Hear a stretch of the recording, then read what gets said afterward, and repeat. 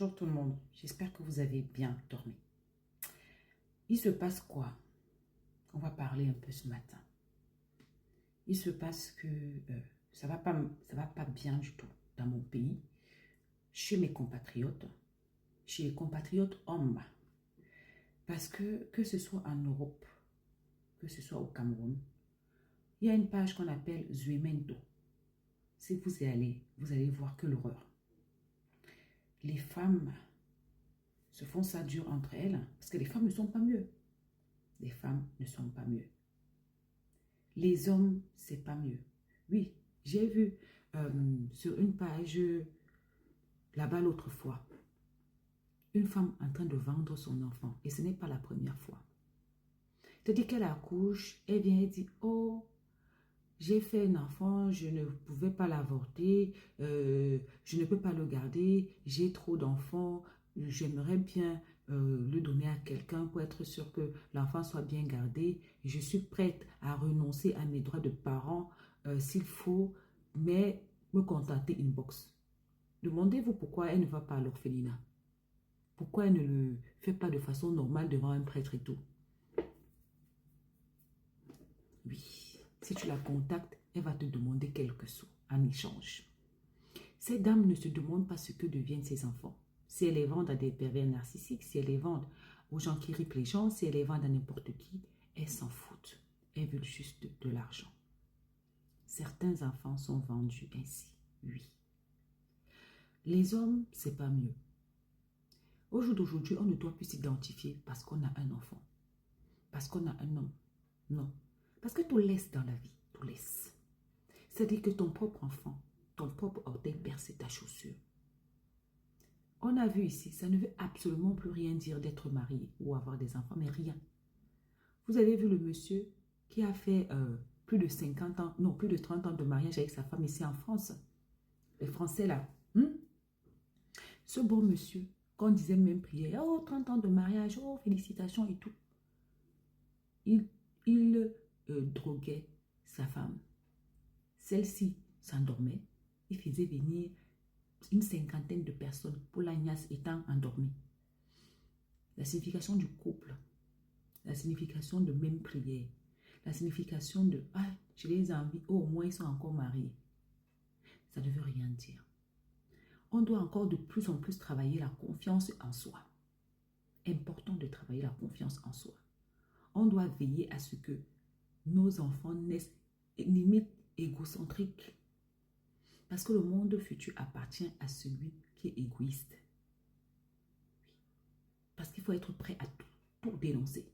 Prêt à dénoncer ton mari s'il a des comportements bizarres. Prêt à dénoncer ton propre fils, ta propre fille. Parce que oui, il y a aussi des femmes perverses narcissiques. Les femmes, ne pensez pas que vous êtes mieux. Hein? Eh ouais. Parce que là où on est là, pourquoi maintenant, quand tu peux porter plainte à la police, on te regarde 2 fois? Avant, dès qu'une femme arrivait à la police, il m'a fait ceci. On le prenait, on le gardait. Mais on s'est rendu compte qu'il y a beaucoup de femmes manipulatrices. Des femmes que quand tu n'es pas à moi, tu ne seras à personne. Ce genre de femmes qui veillent à te détruire la vie si jamais tu la lâches. Elles sont nombreuses.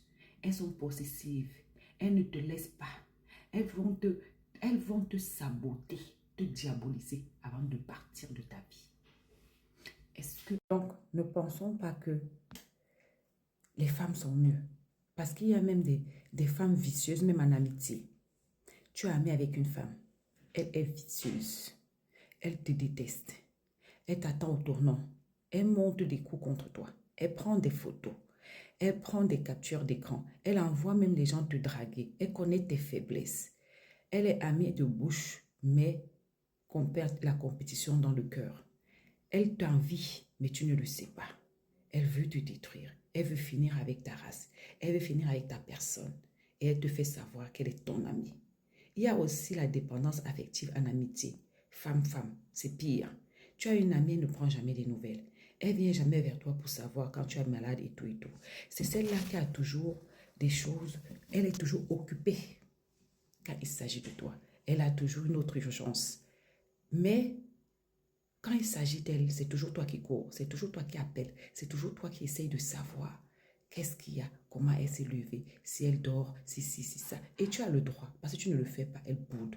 Ça s'appelle de la dépendance affective aussi. Celle-là, elle manipule les autres personnes. Elle n'a pas trouvé un homme pour manipuler, alors elle manipule les amis.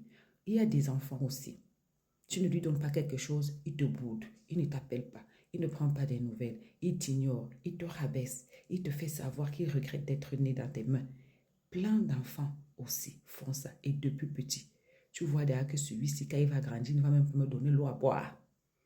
Tu comprends vite que cet enfant, c'est un enfant que si tu mets tes organes dedans, tu vas avoir la crise cardiaque. Parce que l'enfant là te montre que il est avec toi. Quand tu peux donner, si tu ne peux pas donner, il te compare. Il y a les enfants qui comparent leurs parents aux autres parents. Oui. Les pervers là, les méchants, tout ça, ils ne poussent pas sous l'arbre.